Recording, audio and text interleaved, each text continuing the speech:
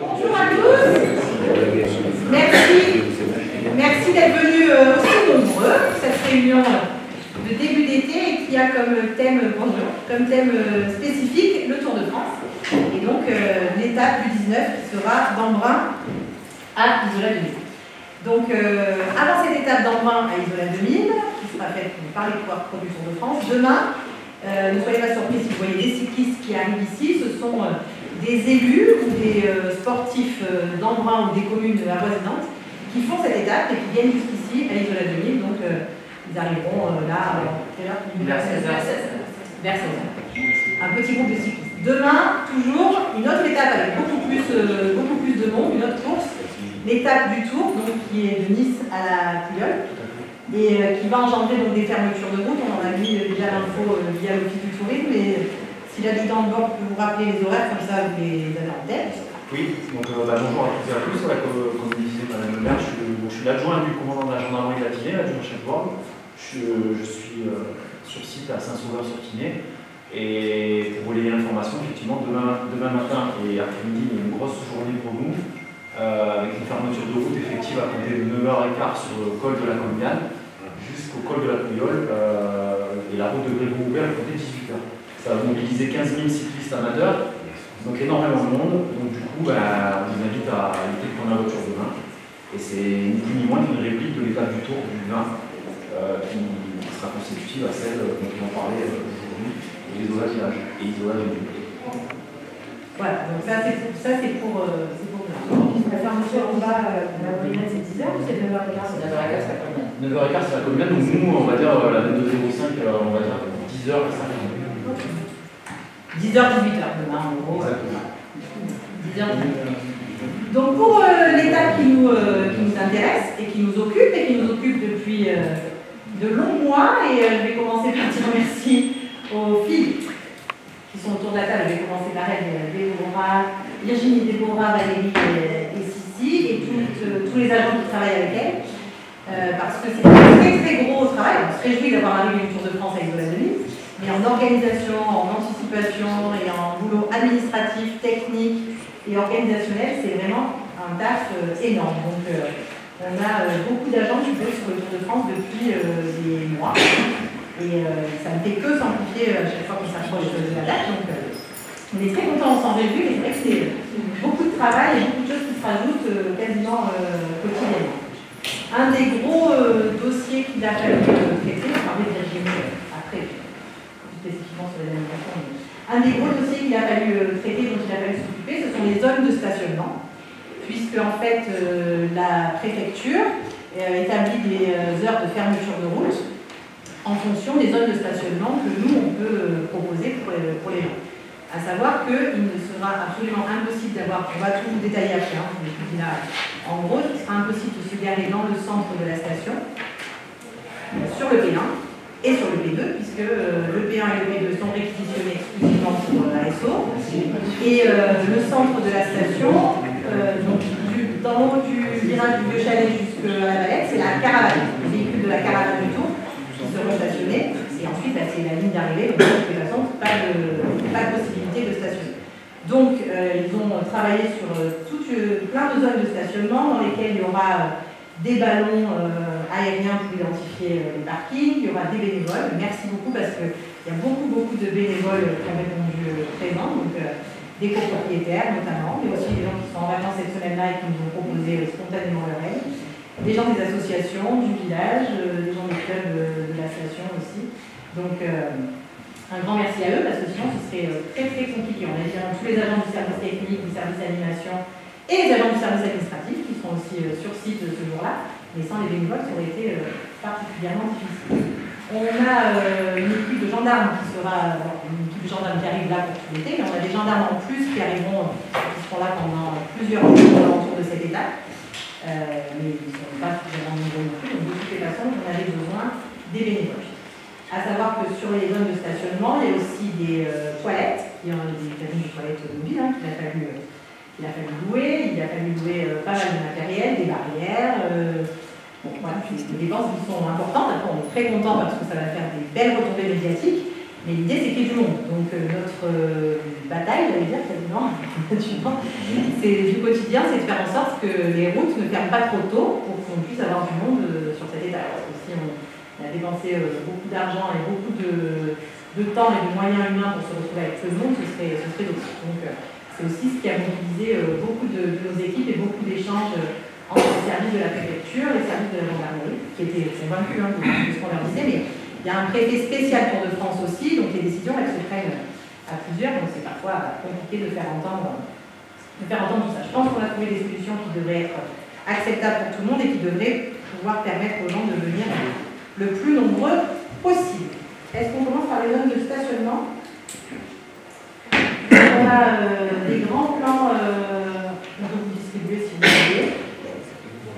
Là, on fait une ébauche de communication, on va vous distribuer quelques flyers et on va vous montrer les affiches, à savoir que maintenant qu'on a eu la confirmation des horaires, on va commencer à vraiment faire une plus grosse diffusion, on va en mettre à disposition à l'office du tourisme, à la mairie annexe, au village, on va en donner aux commerçants et on en distribuera le jour même au niveau du pont Saint-Honoré pour que toutes les personnes qui rentrent dans la zone, que ce soit pour être au village ou en station, et les avec les zones définies de stationnement qui seront donc des zones en jaune. Peut-être que vous allez le voir. Donc là, voilà, là pour l'instant on vous montre juste ce qu'on va distribuer à plus grosse échelle dans les jours à venir. La station prochaine. Je vous donner déjà un exemple. Donc, le P1, comme on vous a dit, sera privatisé pour les équipes techniques. Donc toutes les personnes qui seront au P1 et au sapin, par exemple, devront se garer de l'autre côté, en fait, sur l'accès génie civil. Voilà, à compter de jeudi à midi. Donc à partir du jeudi 18 à midi, il ne peut plus y avoir du tout de stationnement sur le P1. Et on avait prévu ni sur le P1, ni en centre station. Pour toutes les zones qui sont interdites, à partir du jeudi 18 à midi, vous ne pourrez plus stationner, il faudra être sur les zones de parking. Alors, peut-être qu'on va, si tout le monde peut, je sais que ça suscite beaucoup de questions, après on peut répondre à vos questions, pas de problème, mais donc voilà, c'est important, à partir du jeudi à midi, pas de circulation dans la station, et plus aucune voiture sur les zones interdites.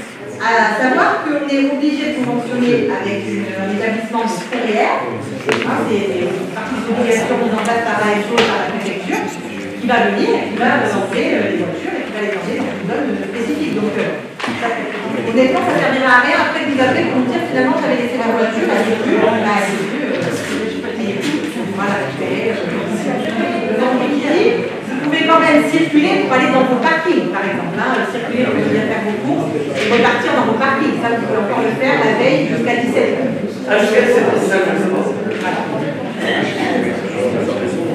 La circulation la veille jusqu'à 17h. La circulation en voiture. Et les accès à tous les parkings. Oui, et les accès aux parkings, aux zones qui seront définies. Donc, non, mais au parking, vos parkings privés aussi, bien sûr. D'accord. La veille jusqu'à 17h. On va mettre à disposition, on va distribuer pour les gens qui arrivent, on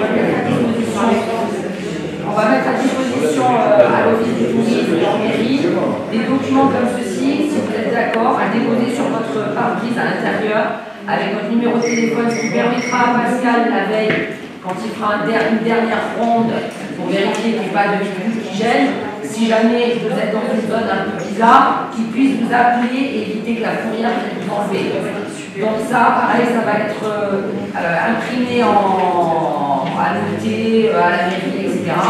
Et si vous voulez aller en voie, ou alors faire vous-même un papier avec vos numéros de téléphone, ça permettra à Pascal et la veille du soir, s'il a encore les moyens de vous contacter si votre véhicule est mal situé pour que vous puissiez le déplacer avant l'intervention de la... De toute façon générale, même si vous êtes sur une zone de parking qui est dédiée pour les parkings, si vous mettez votre numéro de téléphone, ça peut toujours être pratique. On ne sait jamais. Voilà. Il y aura ce petit papier, vous mettez le numéro de téléphone, même en étant dans les bonnes zones, il n'y aura pas de souci de partir en couvert si vous êtes sur les bonnes zones, mais ça peut être pratique d'avoir vos numéros au cas où. Pour les livraisons, je sais que Pascal a déjà vu certains des commerçants, mais pour ceux qui n'auraient pas vu, donc les livraisons c'est possible jusqu'au jeudi matin. Voilà. créer un risque de livraison, parce que je sais que de toutes les façons, il peut y avoir de gros camions qui circulent. Pour les zones de stationnement au village, c'est la même chose. Il y a des zones de stationnement qui ont été définies de la même manière, on les distribuera. Et on vous communiquera aussi les heures de fermeture. Alors, les heures de fermeture prévues, je dis prévues parce qu'ils nous ont bien alerté là-dessus. À chaque fois qu'on est allé en réunion à la préfecture et avec les gendarmes, toutes les forces publiques qui étaient présentes, c'est prévu. C'est-à-dire que si par hasard toutes nos zones de stationnement sont pleines et qu'ils estiment que la station est complètement saturée, ils peuvent être amenés à décider de fermer une heure plus tôt, par exemple. Mais sinon, ce qui est prévu, c'est que les gens puissent monter jusqu'à midi. Voilà. Jusqu'à midi, les gens peuvent monter. Jusqu'à midi, le jour même. Donc, c'est quand même pas mal parce qu'au départ, on avait très peur que ce soit la veille au soir, voire le matin à 6 h du matin. Donc voilà. Le jour même jusqu'à midi, normalement, ça laisse quand même la possibilité aux gens de venir et d'être assez nombreux. Pour ce qui est du col de la Lombarde, au départ, il était prévu que le col soit fermé en bas du col la veille à midi. Finalement, c'est en haut du col, mais c'est quand même la veille à 16 h. À 16 h. 16 h. Ouais. À 16 h. Par contre, ils peuvent descendre en vélo, ils peuvent venir à pied, mais ce sera fermé en haut du col de la Lombarde à 16 h. Le jeu. Ouais. Et question, mais pour l'étape, l'arrivée de l'étape le vendredi là, je vois que c'est fermé de midi à 22 h. Mais si nous on est là, on descend. En vélo, il n'y a aucun problème. Non, on est en voiture. Non, en voiture, il faudra en fait, le préfet Tour de France interdit l'accès aux véhicules tant que les équipes de cyclistes ne sont pas reparties. Les équipes de cyclistes et même les camions techniques, c'est-à-dire que les coureurs arrivent, les coureurs sont les premiers à partir avec leur bus équipe, mais tant que les véhicules techniques du Tour de France ne sont pas partis, la route ne sera pas réouverte. Seuls les vélos, les gens qui sont montés en vélo pourront circuler, mais en voiture, on va faire des animations ici. Tant que les bus et c'est pas... Ça représente 120 camions techniques déjà sur la zone du P1, plus les véhicules de la caravane, plus il y aura dans cette salle, dans la salle Mercière ici, c'est un très gros travail pour le service technique, il y aura 120 journalistes installés de la presse internationale ici dans la salle, donc voilà. Donc ça représente beaucoup de monde et en fait ils attendent que tout le monde soit reparti avant d'ouvrir la circulation, mais en fait pour deux raisons, c'est que les camions sont tellement nombreux qu'ils ne peuvent pas se croiser à certains endroits dans la vallée de la Tinée, sur le bas de la vallée de la Tinée. Il y a plein d'endroits où il faut que le camion se déporte à cause des roches, etc. Donc ils ne peuvent pas prendre le risque de réouvrir la route et de se retrouver avec la route bloquée dans les deux sens. Donc si vous avez des copropriétaires, des clients, des hébergeurs, etc. qui vous demandent, il vaut mieux qu'ils prévoient de repartir le lendemain matin, si possible, plutôt que le soir. J'ai mis après plein de choses. Un bon programme, donc voilà. Après, ça réunira le soir, hein, mais c'est plutôt 22 h. Le samedi matin. Ils descendent plutôt le samedi matin. Après, ils courent le soir, le vendredi soir. Et le soir, ça. Le soir, le soir, c'est bon, on peut le voir. C'est 22 h. 22 h, c'est à partir de 22 h. Pour l'instant, c'est son boulot qu'on a. Le lendemain, à savoir que le lendemain, il y a l'étape, il y a la même étape que celle d'hier et qu'il y a à nouveau des fermetures dans la vallée. Hein, donc, oui, oui. 22h05 pour le samedi, pour descendre en ici de là, sur les coupures. On a a priori, c'est à peu près les mêmes heures que pour le samedi. Le lendemain? Oui. Ah oui, ça fait quasiment pareil. 10h, 18h. Que demain, 10h, 18h. C'est bien. Ah, pire.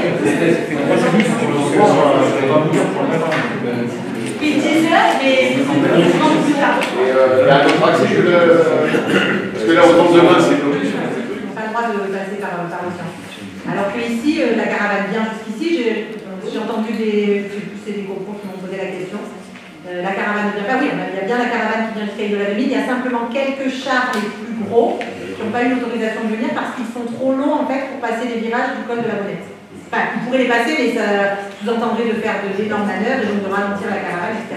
On a, je crois, une dizaine de chars, c'est ça, qui ne viennent pas jusqu'à l'île de la Demine parce qu'ils n'ont pas eu l'autorisation. Je ne peux pas vous dire lesquels, je ne sais pas. On pourra nous confirmer pour le samedi 20. Donc, vraiment, la route, est-ce qu'il y a une. Je ne sais pas si je passerai par la droite ou par la gauche. On va regarder l'annulation de classe. Allez. Programme d'animation toute la journée du Tour de France.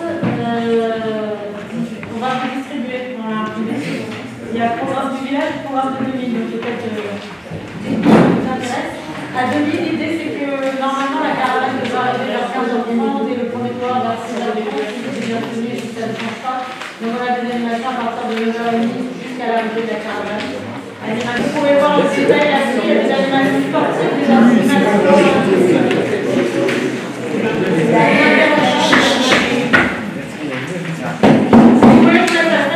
Il y a des animations de tout style, sportives, musique, des ateliers créatifs, on va distribuer des goodies, Lucie avec son vélo, va faire des plaquettes, va aller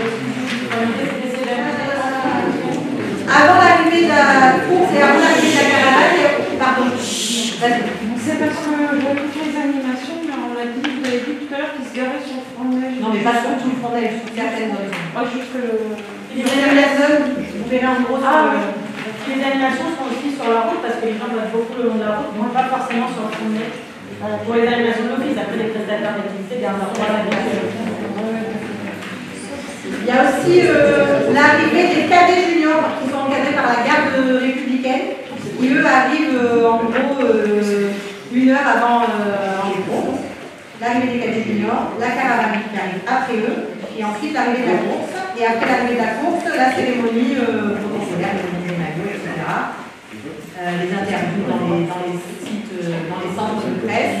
Et ensuite, ils commencent assez rapidement à démonter et à évacuer les Ici, il y a des propriétaires de drones, ils restent dans la mallette, parce qu'il y aura un service, une équipe de gendarmerie qui sera là pour les neutraliser avec des faisceaux d'ondes, des brouilleurs. Donc, quitte à perdre, vaut mieux pas perdre votre matos, quoi.